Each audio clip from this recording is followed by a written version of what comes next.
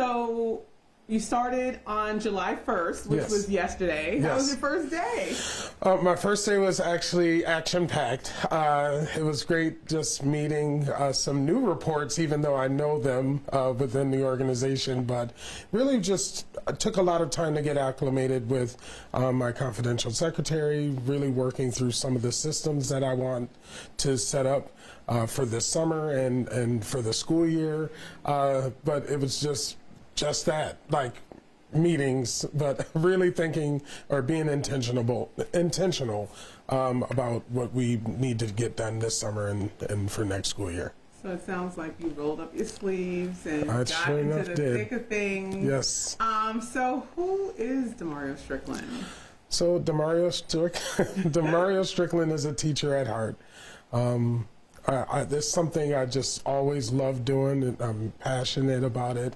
And I just was, generally always doing what I needed to do in the classroom. And then all of a sudden I needed to help someone else. And all of a sudden I needed to be coaching someone else. And then all of a sudden I was someone's assistant principal. And then I was someone's principal, followed by chief of schools, deputy superintendent, and then now interim superintendent. But Demario is a person that truly cares about kids, truly cares about what it is that's happening in our community with our kids, making sure that we are really providing them the foundational skills that they need to be successful in our world.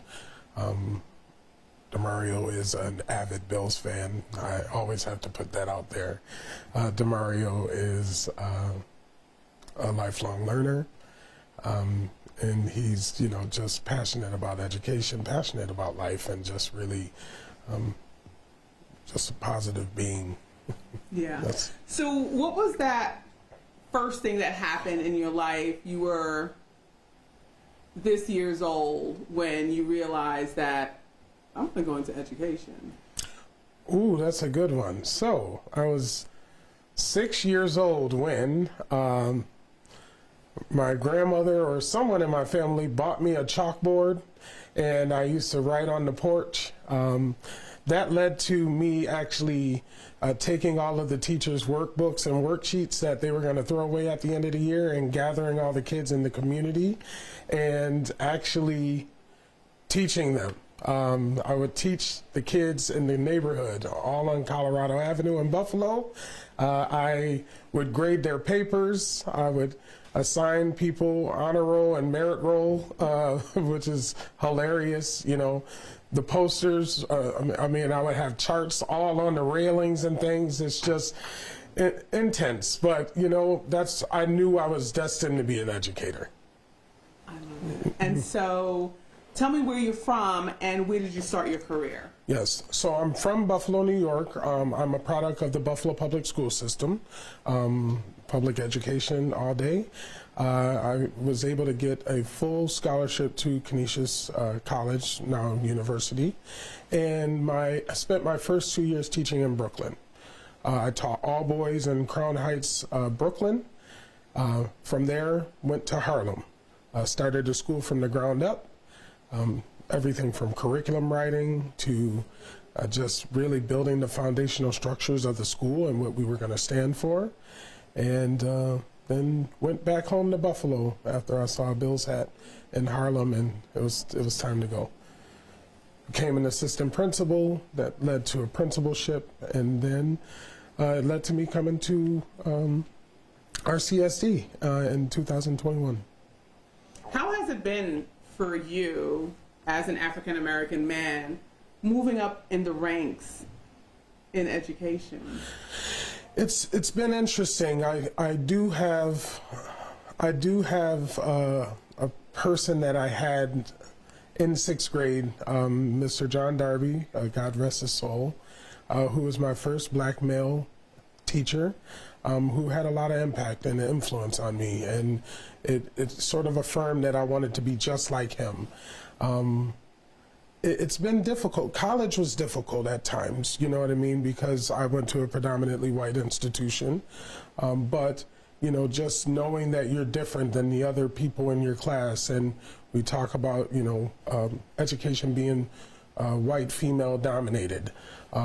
that becomes a struggle because I didn't have the prettiest posters or the assignments that, you know, was just eloquent and things of that nature. Yet I kept pushing because I knew that I would be someone that's good in the classroom. And, you know, I'm always reaffirmed when I might go to a gathering or somewhere where I see those college buddies of mine, and they say, Demario, I'm glad you stuck with it. And we knew you were going to stick with it. And that's just what I keep doing. So. These questions are in no order, by the way. No problem. Is your grandmother still alive?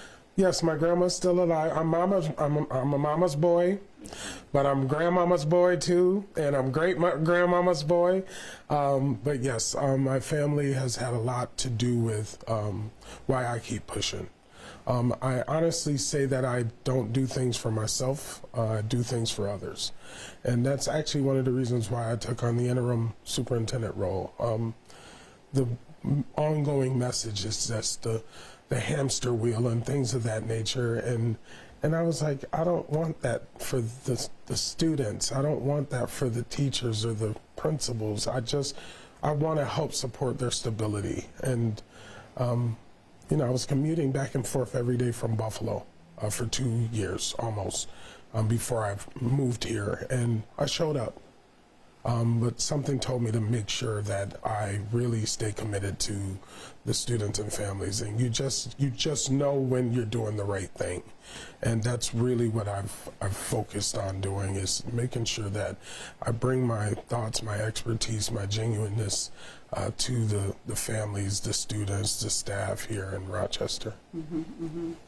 And so, when it comes to the school district. What is the graduation rate currently? Do you know off the top of your head? Currently, we're at 67%. That was the 4-year mark last year, and you know, a lot of opportunity. That's not the best by any means. I would like to obviously be 100, because if you're not at 100, guess what? We don't know what's happening with those 33% that did not graduate, or, you know, it's just the longer you take after 4 years, the more in danger you possibly become. But, you know, so yeah, we're still staggered around that rate. COVID has had an impact, but, you know, we're still steadfast in getting students across that finish line and across the stage this summer. Do you have a plan in action? Just 5 months, because I can be in school here. Oh, okay. Do you have a plan in action yet? Or? Oh, absolutely, Okay. absolutely. So I'm interested in making sure that I bring in a chief of schools, excuse me, that's focused on secondary, to support also our middle schools, which we're reconfiguring as a district.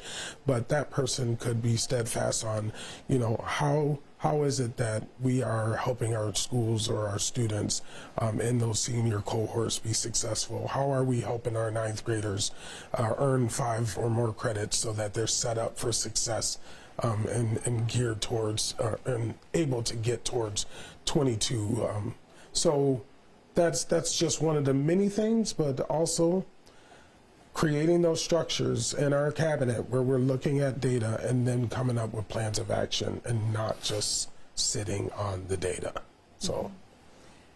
And then a couple of the side things, I'm just picking up things that I know I have limited time. A couple of the things that I'm remembering attending, like some of the board meetings and stuff. When it comes to teachers, I know that some teachers may be possibly getting laid off depending on retirements and other teachers leaving and stuff. Do you know where you are at with that as yet? We're just continuing to create plans in terms of professional learning, you know, hoping all those things pan out, of course. We're still just starting this summer. People are still deciding what their next point of life is, whether that be to retire, to move on through attrition and things of that nature. But the hopes is that'll be, you know, sort of resolved relatively soon. But long story short, we just have to keep moving.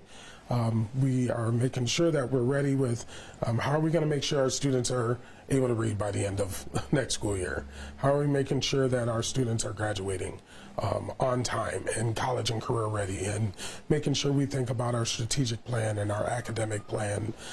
So we're steadfast in that area, but also I am and do have a keen eye on making sure that we are set up for success so that our students have quality and qualified individuals in front of them. What is your message to parents and students? My message to parents is we need you as our partners in this administration, and in my being and in my leadership. One of the things that I will make sure I do is make sure that parents are at the table and that we are working together to make sure that their children are successful in these buildings and in life. And kids, I'm not that far off. I want to be that example. As I stated, I started teaching all black and brown boys in 5th grade, or for 5th graders. And I want them to see me as an example. I come from the same classrooms that they come from, and I'm just excited to be a possible influence, but I will definitely be in a school near you because that's where my heart is, that's where my head is, and that's what I'm going to do to make sure we're successful, and of course more. Lastly, Yes. last question. Okay. As the interim superintendent, Yes. is culturally responsive teaching an important goal for the district? And what work has the district done? Yes, I mean, culturally responsive teaching has to be important. It has to be the foundation of the district. Our district is plus 90% black and brown students, and over 80% of our teaching force are white teachers. So we have to be steadfast in making sure that we are training our teachers how they can be culturally responsive, and we have to truly understand culturally responsive is not just understanding the needs of black and brown kids, but it's really taking the time to understand diverse learners in general. Being culturally responsive is making sure that we think about our multilingual learners. We think about our students with disabilities.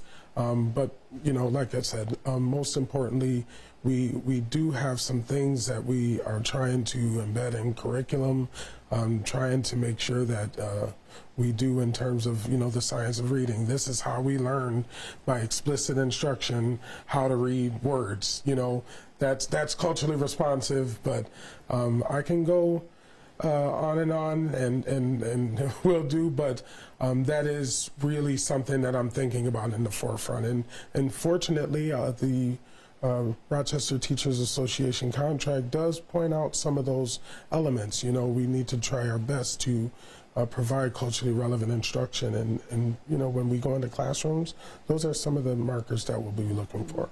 Wait, I lied. Last I got asked about reconfiguration. Yes. Reconfiguration. Yes.